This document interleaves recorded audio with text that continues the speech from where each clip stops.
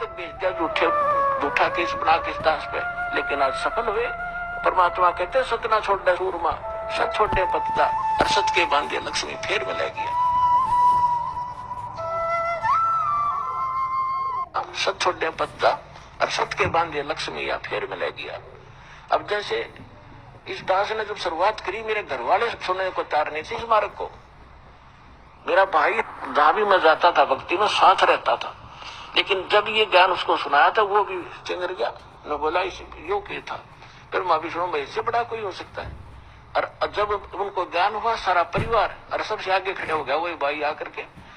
तो संघर्ष फिर हमने नहीं छोड़ा, इस बात को लगे ही रहे। और आज देख लो कितना विरोध हुआ, जेल तक भेज दिया झूठा केस बना के इस दास पे, लेकिन आज सफल हुए। परमात्मा कहते सत ना छोड़े सूरमा, सत छोड़े पतिता, और सत के बांधे लक्ष्मी फेर में ले गया। हम परमार्थ में लगे हैं, स्वार्थ में गलती कर आदमी 100 बार जेल जाओ, और दुष्ट कर्म है उसका। यदि कोई अपराध करके जाता निरपराध, ये तो एक स्वतंत्रता जैसी लड़ाई है। अज्ञान से ज्ञान को स्वतंत्र करवाना है, जीव को काल से स्वतंत्र करवाना है। इससे बड़ा संघर्ष और इससे बड़ा पुण्य में कर्म इस पृथ्वी पर नहीं है। आत्म प्राण उद्धार ही ऐसा धर्म नहीं, और जीव का उद्धार करा दे इससे बड़ा कोई पुण्य नहीं इस पृथ्वी पे। तो वो दास कर रहा है, और अब मेरे बच्चे भी सारे लग कर तुम उसी में लग जाओ। सब अपने भाई बहन है।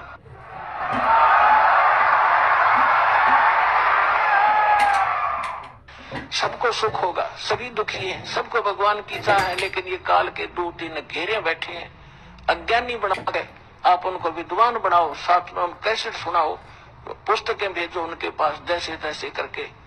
अब जब उनको ज्ञान होगा, जब कोई ना रहे वहां पर, अब दौड़े दौड़े आ रहे हैं भगत सारे छोटे छोटे नकलियों को रो रहे हैं अपने कर्मों को। 20 वर्ष खो दिया, 10 वर्ष खो दिए, 13 वर्ष नाश कर दिया अपने जीवन का, केवल दुख इकट्ठे हो गए। कोई बात नहीं, अब आपको भगवान मिल जाएंगे, आपके सुख भी होंगे और आपका मोक्ष भी होगा। अब जो प्रश्न चल रहा है कि इस भक्ति रूपी बीज को और इस फसल को वही परिपूर्ण करेगा जो इसके बारे में पूर्ण ज्ञान हो जाएगा जिसको। जैसे किसान खेती होता है, हमारे हरियाणा क्षेत्र में नहर से सिंचाई की जाती है, और गेहूं का फसल जो है सर्दियों में ही परिपक्व होती है। दिसंबर जनवरी के महीने में यहाँ इतनी भयंकर गर्म सर्दी पड़ती है, शीत लहर चलती है। हम अपने कमरे कक्ष बंद करके रजाई ओढ़ के कंबल जोड़ते हैं, या कोई हीटर वगैरह लगा के अपने को ताप प्राप्त कराते हैं।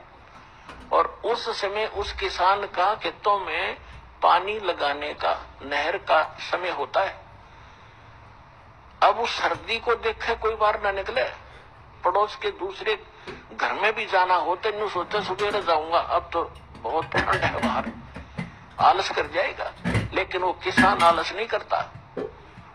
इतनी काली पीली रात होती है, ऊपर से सर्दी गिर रही होती है, भयंकर तेज हवा चल रही होती है, और वो खेत में पहुंच जाता कस्सी लेकर, और जो कंबल वगैरह छोटा मोटा ले रखा है उसको भी रख देता है एक तरफ। उस समय जब वो पानी लगाने लगता है और घुटनों पानी में खड़ा हो जाता है, और ऊपर से शीत लहर चल रही होती है, तो वो अपने उस मार्ग का, उस फसल को परिपक्व करने का पूर्ण मास्टर है।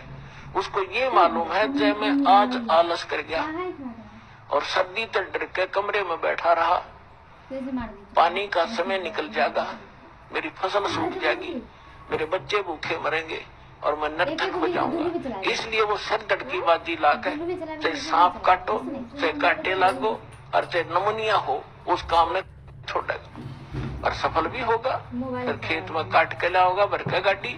तो पुण्यात्माओं, आप जिस समय इस मार्ग के ऐसे मास्टर बन जाओगे, उस समय आप देखना ये संघर्ष करोगे ही करोगे, चाहे कितना ही दुख हो। दुख तो माल्य के मार्ग में होता नहीं, लेकिन हम महसूस थोड़ा सा कर लेते हैं, परमात्मा फिर साथ रहता है। आप जब माली के लिए संघर्ष करते हैं, वो कोई बालक थोड़ा ही है। पिछले इतिहास देख लो, मीराबाई ने संघर्ष किया, उसके साथ कैसे कैर ढाए थे, और मालिक ने पल पल पर मदद की इसकी। विष का प्याला प्यार दिया था तो नहीं मरी। विष का गुण है, नाश कर देता है, बॉडी को, और परमात्मा ने गुण बदल दिया भक्त के कारण। तो उसके हाथ में सब पावर है।